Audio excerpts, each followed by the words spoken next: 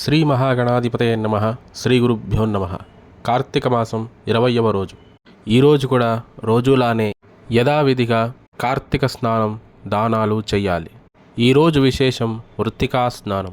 ఇటికెడు మట్టిని నీటిలో కలుపుకొని ఆ నీటిని ముఖానికి, చేతులకి, కాళ్ళకి పూసుకొని తరువాత స్నానం చేయాలి. దీనిని మృత్తికా స్నానం అంటారు. మట్టి అనగా పుట్టమన్ను కానీ, పొలాలలో ఉండే మట్టి కానీ, అడవి పంది ముట్టుకున్న మట్టి, ఈ మూడింట్లో ఏదైనా తీసుకోవచ్చు. పుట్టమన్ను శ్రేష్టం. ఇలా చేస్తే భూదేవి యొక్క అనుగ్రహం కలుగుతుంది. ఈరోజు శివుణ్ణి పసుపచ్చ పూలతో పూజిస్తే మంచిది. ఒకప్పుడు ఉదంకుడు అని పేరుగల ఒక పండితుడుండేవాడు.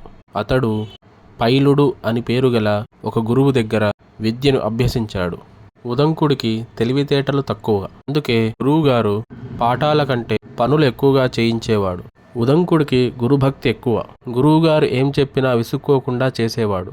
ఒకసారి గురువుగారి భార్య కార్తీక మాసంలో జిల్లేడు ఆకులతో శివుణ్ణి పూజించాలి అనుకుంటుంది. అప్పుడు ఆమె ఉదంకుడిని పిలిచి, ఉదంక, నాకు దగ్గరలో ఉన్న అడవికి వెళ్ళి 1008 జిల్లేడు ఆకులు కోసుకొని రా అని చెప్తుంది. ఉదంకుడు సరే అని అడవికి వెళ్తాడు. అడవికి వెళ్ళి జిల్లేడాకుడు కోస్తాడు. ఇంతలో జిల్లేడు పాలు ఉదంకుడి కళ్ళల్లో పడతాయి. వెంటనే అతని కళ్ళు పోతాయి. కళ్ళు కనిపించకపోయినా నొప్పి భరిస్తూ అలాగే ఆకులన్నీ మూట కట్టుకుని మెల్లగా తడుముకుంటూ ఆశ్రమానికి చేరుతాడు. చేరి గురుపత్నికి జిల్లేడాకులు ఇస్తాడు. అప్పుడు ఆమె ఏమైంది, కళ్ళు మూసుకున్నావని అడుగుతుంది. అప్పుడు ఉదంకుడు జరిగిందంతా చెప్తాడు. అప్పుడు ఆమె ఉదంకుడి గురుభక్తికి ఆశ్చర్యపోయి అటువంటి శిష్యుడి కళ్ళు పోయినందుకు విచారించి వెంటనే భర్త దగ్గరికి వెళ్తుంది. వెళ్ళి ఎలాగైనా ఉదంకుడికి కళ్ళు తెప్పివ్వమని ప్రాధేయపడుతుంది. ఆయన సరే అని ఉదంకుడి దగ్గరికి వెళ్ళి, నువ్వు ఈ కార్తీక మాసమంతా కార్తీక వ్రతం చెయ్యి. 20వ రోజు కార్తీక స్నానం చేశాక శివుణ్ణి అర్చించు. తరువాత అమ్మవారి దగ్గర కూర్చొని వసుధా మంత్రం జపించు అంటాడు. సరే అని ఉదంకుడు 20వ రోజు పొద్దున్నే లేచి తలారా స్నానం చేసి శివాలయంలో యథాశక్తిగా శివుడికి అర్చన చేసి తరువాత అమ్మవారి సన్నిధిలో వసుధా మంత్రం జపం చేశాడు. తరువాత జిల్లేడాకులను శివుడి మీద పెట్టిస్తాడు. తరువాత ఉదంకుణ్ణి సూర్యాస్తమయం వరకు అక్కడే శివాలయంలో కూర్చోమని గురువుగారు చెప్తారు.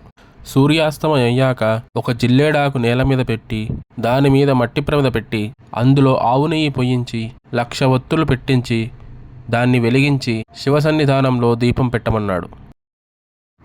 అలా ఉదంకుడి చేత గురువుగారు శివసన్నిధానంలో దీపం పెట్టివ్వగానే ఉదంకుడికి చూపు వస్తుంది. ఇలా 20వ రోజు వెలిగించే దీపానికి దృష్టి దోషాలను పోగొట్టే శక్తి ఉంటుంది. ఈరోజు వస్త్రదానం చేస్తే కూడా మంచిది. ఈరోజు ఉసిరి చెట్టుకి ప్రదక్షిణలు చేసిన, ఉసిరి చెట్టు దగ్గర దీపం పెట్టిన, ఉసిరి చెట్టు దగ్గర 3 బ్రాహ్మణులకు భోజనం పెట్టిన, కుదరకపోతే కనీసం ఒక్కరికైనా భోజనం పెట్టినా లేదా స్వయంపాక దానం ఇచ్చినా చాలా శుభాలు కలుగుతాయి. కుటుంబం అభివృద్ధి చెందుతుంది. కుటుంబంలో సుఖశాంతులు ఉంటాయి. అలా ఈరోజు ఉసిరి చెట్టు దగ్గర చేసే దీపదానం, అన్నదానం, వస్త్రదానం అధిక ఫలితాన్నిస్తుంది అని ఈ కథంతా వశిష్ఠుడు జనక మహారాజుకు చెప్తాడు. స్వస్తి.